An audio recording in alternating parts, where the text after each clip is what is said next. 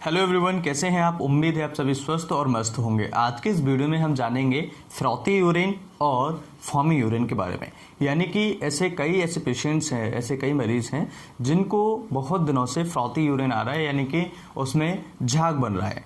तो कई ऐसे हमारे मरीज हैं जिनके क्वेश्चंस हैं, जिनके प्रश्न हैं कि डॉक्टर साहब हमें 15 दिन से 1 महीने से लगातार फॉमी पेशाब हो रहा है, यानी कि उसमें झाग बन रहा है। तो ऐसी कंडीशन में उन्हें करना क्या चाहिए?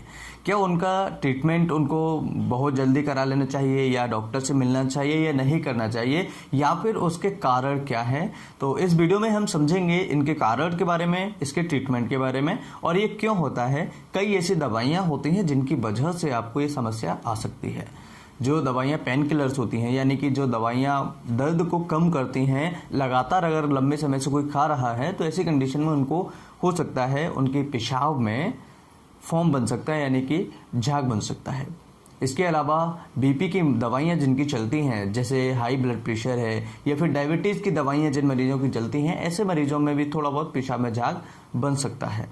इसके अलावा कई ऐसे पेशेंट्स होते हैं जिनको यूटीआई होता है, यानी यूरिनरी ट्रैक्ट इन्फेक्शन होता है, या वहाँ से पस आ रहा हो, या फिर इंटरकॉर्स के दौरान सीमेन जो है वो वापस चला जाता हो। ऐसी कंडीशन में भी कई ऐसे पेशेंट्स होते हैं, उनको झाग बन सकता है। इसके अलावा रुके ही पेशाब, यानी कि जैसे मान लीजिए हमने पानी पी लिया अभी अच्छे तरीके से, और हम अगर 5-6 घंटे बाद पेशाब जा रहे हैं, यानी रोक कर पेशाब जा रहे हैं, तो ऐसी कंडीशन में भी झाग बन सकता है।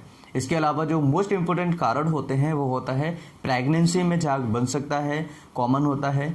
कई ऐसे लेडीज़ हमारे जो मरीज होते हैं उनमें नहीं बनता है, ऐसी कोई कई पेशेंट्स की हिस्ट्री भी होती है, लेकिन ज़्यादातर प्रेगनेंसी में फॉर्म जो होता है पेशाब में झाग बनता है। ठीक है, क्योंकि प्रोटीन जो होता है वो वहाँ से लीक होता है। ठीक है, एल्ब्यूमिनूरिया है, प्रोटीनूरिया है। दूसरा जो कारण है इसका प्रोटीनूरिया, यानी कि प्रोटीन अगर निकलेगा पेशाब के द्वारा, पेशाब के साथ में, तो ऐसी कंडीशन में मरीज को झाग बन सकता है। इसके अलावा कई ऐसे कारण हैं, जैसे स्ट्रेस है, स्ट्रेस में भी कई मरीजों को पेशाब में झाग बनता है। एक्सरसाइज, अगर हम बहुत ज़्यादा मेहनत कर लें, बहुत ज़्यादा ओवर एक्सरसाइज कर लें, तो ऐसी कंडीशन में भी आपको पेशाब में झाग बन सकता है। ओवर एक्सरसाइज करने से आपको प्यास ज़्यादा लगेगी। कई ऐसे फैक्टर्स होते हैं, आपका ब्लड प्रेशर बढ़ सकता है, आपकी हार्ट बीट बढ़ सकती है, आपका टेम्परेचर भी बढ़ सकता है। अगर हम ओवर एक्सरसाइज करते हैं तो बहुत ज़्यादा थकान हो सकती है। इसके अलावा कई ऐसे पेशेंट्स होते हैं जो पानी कम पीते हैं, जिनमें डिहाइड्रेशन की कंडीशन होती है। ऐसी कंडीशन में भी उनको पेशाब में फॉर्म बन सकता है, यानी कि झाग बन सकता है। इसके अलावा बहुत सारे ऐसे कारण हैं जो पर्टिकुलर मेडिसिन की वजह से, पर्टिकुलर दवाई की वजह से आपके पेशाब में झाग बन सकता है। यानी कि इसके बहुत सारे कारण हैं, जो कॉमन कारण मैंने आपको बताए हैं, ये बहुत इम्पोर्टेंट है। और इसके अलावा कुछ अदर बात करें तो डायबिटीज़ जिन मरीजों को होती है, ऐसे मरीजों में भी झाग आता है। अब आपको ध्यान ये रखना है कि जिन मरीजों को कमर में दर्द लगातार रहता है, बहुत ज़्यादा वीकनेस रहती है, पेशाब में झाग आता है, पेशाब में जलन, या फिर पेशाब में दर्द होता है पेशाब करते समय, या फिर पेशाब से पस आ रहा है, पेशाब के साथ में बहुत ज़्यादा कलर चेंज हो गया उसका, क्लाउडी टाइप का कलर हो गया उसका, तो ऐसी कंडीशन में डॉक्टर से एक बार ज़रूर मिल लेना चाहिए। अब बात कर लेते हैं कि इन सिम्टम्स के बेसिस पर ट्रीटमेंट क्या होता है। ट्रीटमेंट की बात करें यहाँ पर, तो ट्रीटमेंट में आपको लेना है कैंथेरिस मेडिसिन। ये होम्योपैथिक मेडिसिन है, मेडिकल स्टोर पर आपको, होम्योपैथिक मेडिकल स्टोर पर ही मिलेगी। ध्यान रहे, पिछले जो वीडियोस में मैंने कमेंट पढ़ रहा हूँ कि सर आप मेडिसिन नहीं बताते हैं और मेडिसिन के बारे में डिस्कस नहीं करते हैं, बहुत सारे नेगेटिव कमेंट्स हैं उस वीडियो में। तो आप वीडियोस को मुझे लगता है पूरा नहीं देखते हैं। मैं उनको बता रहा हूँ जो वीडियोस में कमेंट कर रहे हैं नेगेटिव कमेंट कि सर आप मेडिसिन नहीं बता रहे हैं, भैया पहले वीडियो को पूरा देखा करें। वीडियो में दोनों मेडिसिन के बारे में डिस्कस किया है, लैकेसिस 30 पोटेंसी और फाइटोलाका क्यू में, मदर टिंचर में, और उसके कमेंट में भी मैंने लिख रखा है कि आपको ये मेडिसिन लेनी है, इस मेडिसिन से आपको आराम मिलना स्टार्ट हो जाएगा। उसके बाद भी आप कमेंट्स कर रहे हैं, तो भैया 100 लोग में से 100 को मैं सेटिस्फाई नहीं कर सकता। ये तो 100 में से मुझे लगता है कि कुछ ऐसे लोग होते हैं जो नेगेटिविटी को फैलाते हैं, और नेगेटिविटी उनके अंदर कुछ ज़्यादा होती है। तो आपको समझना चाहिए, वीडियो को अंत तक जरूर देखा करें, जिससे आपकी सारी चीज़ें समझ में आया करें।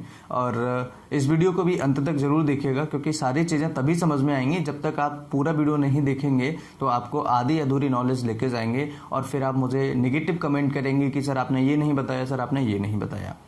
तो आपसे रिक्वेस्ट है कि वीडियो को अंत तक देखा करें और उसके बाद ही आप कमेंट जो करना है, आपको नेगेटिव करना है नेगेटिव कीजिएगा, अगर नहीं समझ में आया तो डिसलाइक करना है वीडियो को डिसलाइक कीजिएगा, कोई दिक्कत नहीं है। बट वीडियो को एक बार कम से कम पूरा तो देखिए। हो सकता है कि आप जो सोच सुनना चाह रहे हैं, जो आप देखना चाह रहे हैं, जो मेडिसिन आपके बारे में मैं बता रहा हूँ, वो मेडिसिन के बारे में टोटल डिस्कस करता हूँ मैं, कैसे लेना है, कैसे खानी है मेडिसिन, सारे मेडिसिन के बारे में डिस्कस करता हूँ। आपसे निवेदन है कि वीडियो को अंत तक देखें, उसके बाद कोई भी कमेंट किया करें, चाहे मुझे आप थैंक यू बोलें, चाहे आप मुझे वीडियो अच्छा बताएं या फिर आप वीडियो गलत बताएं या फिर गलत नॉलेज बताएं, कुछ भी बताएं, वीडियो को अंत तक देखा करें। पूरी नॉलेज के बाद में ही कोई डिसीजन लिया करें। तो ट्रीटमेंट हम बात कर रहे थे।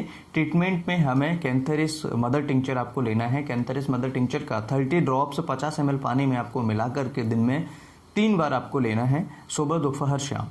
जिन मरीजों को झाग आता है पेशाब में, ऐसे मरीजों में उपयोग कर सकते हैं और कम से कम 1 महीने तक आप इसे उपयोग करें। इसके बाद आप बंद कर दें, आपको बिल्कुल प्रॉपर तरीके से आराम मिल जाएगा। बहुत अच्छी मेडिसिन, बहुत इफेक्टिव रिजल्ट्स इस मेडिसिन के हमने पाए हैं और उम्मीद है कि आपको भी इस मेडिसिन से आराम मिलेगा और आप बिल्कुल स्वस्थ हो जाएंगे। और बाकी अगर आपको लगातार कमर में दर्द है, लगातार आपके पेशाब में इन्फेक्शन हो रहा है कंटिन्यूसली, जैसे अभी से 15 दिन चला, उसके बाद में ठीक नहीं हुआ, फिर कुछ दिन के लिए ठीक हुआ, फिर आपको रिकरेंट फिर हो गया, ऐसी कंडीशन में डॉक्टर से मिलना चाहिए। हाई ब्लड प्रेशर जिन मरीजों को है या डायबिटीज जिन मरीजों को है या फिर प्रेगनेंसी है, तो ऐसे मरीजों को एक बार डॉक्टर से सलाह ले लेनी चाहिए। उम्मीद है कि इस वीडियो से आपने बहुत कुछ सीखा होगा और वीडियो आपके लिए हेल्पफुल रहा होगा। अगर अच्छा लगे तो लाइक शेयर सब्सक्राइब जरूर करें, अपने दोस्तों के साथ शेयर करें। फिर मिलते हैं एक नई वीडियो में, तब तक के लिए bye bye, take care, thanks for watching, have a nice day.